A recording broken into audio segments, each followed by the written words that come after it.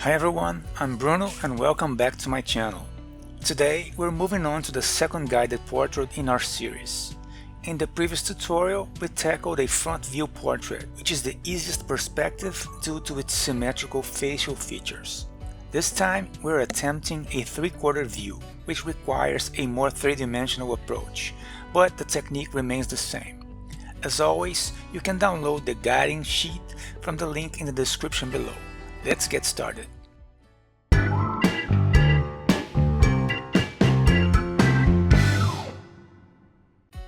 Grab a ruler and use a 2H pencil to lightly trace the grid.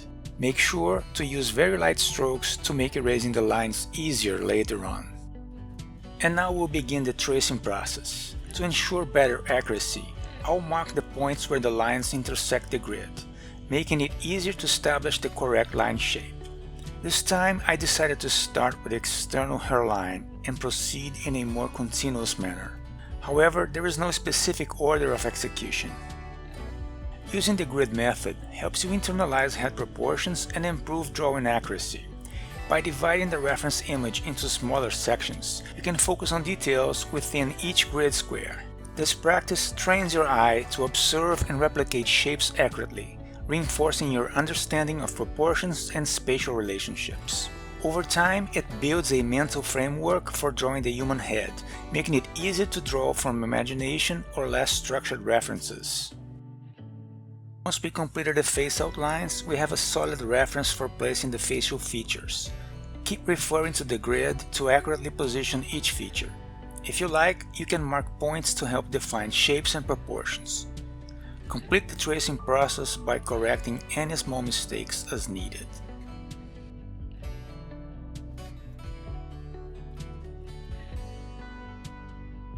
Take your time and ensure all the shapes match the reference image.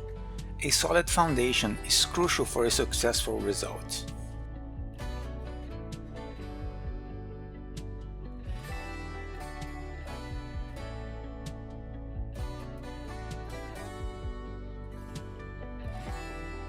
Next, we'll move on to the rendering phase. I'll start with the eyes, which are the main point of interest in the drawing. Make sure to capture the eyelid lines accurately, using an HB pencil to mark a darker stroke here. During this phase, we will continue fine-tuning the features as we render the shadow areas. Pay close attention to the shadow values.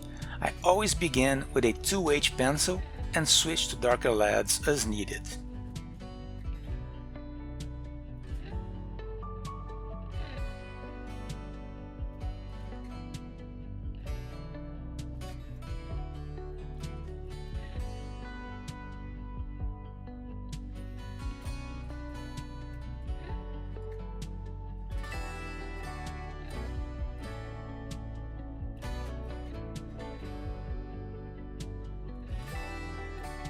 When working on the nose area, it's important to use shading to convey the shapes, especially on the nose bridge, where there are no defining lines. Additionally, the shadow cast by the nose is a prominent feature in the drawing. Therefore, make sure to establish the correct values here, as the cast shadow below the nose is darker than the area underneath the base.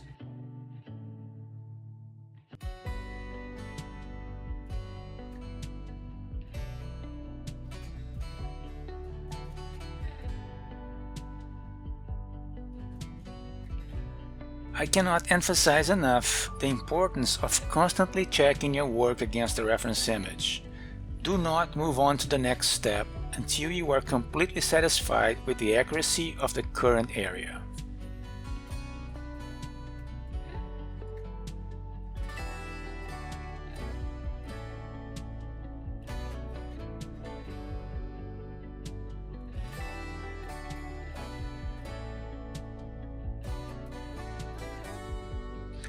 When shading the right side of the face, where the light hits more intensely, use very light strokes with the 2H pencil.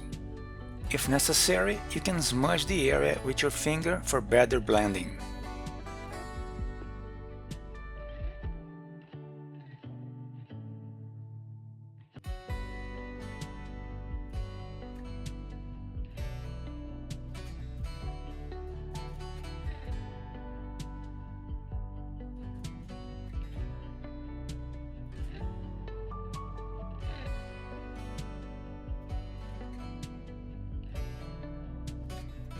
The ear is one of the most complex shapes to render.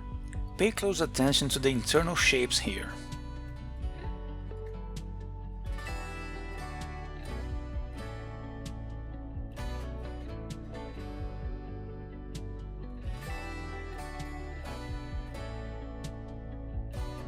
Now, when rendering the hair, which is one of the most advanced features, we'll focus on suggesting texture rather than striving for realism in this tutorial.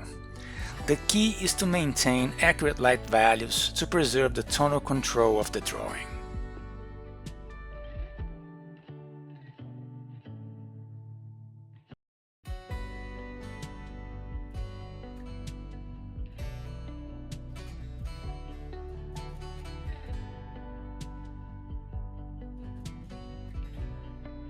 Now onto the final touches. I am reviewing the drawing and making adjustments to small shape and value details. Just be careful not to overdo it.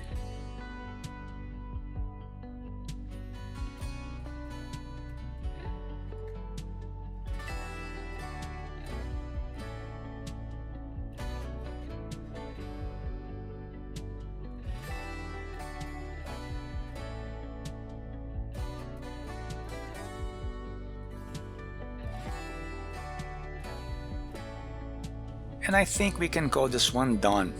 I hope you enjoyed this tutorial. If you did, please like the video and subscribe to the channel. Thank you for watching, and I see you next time.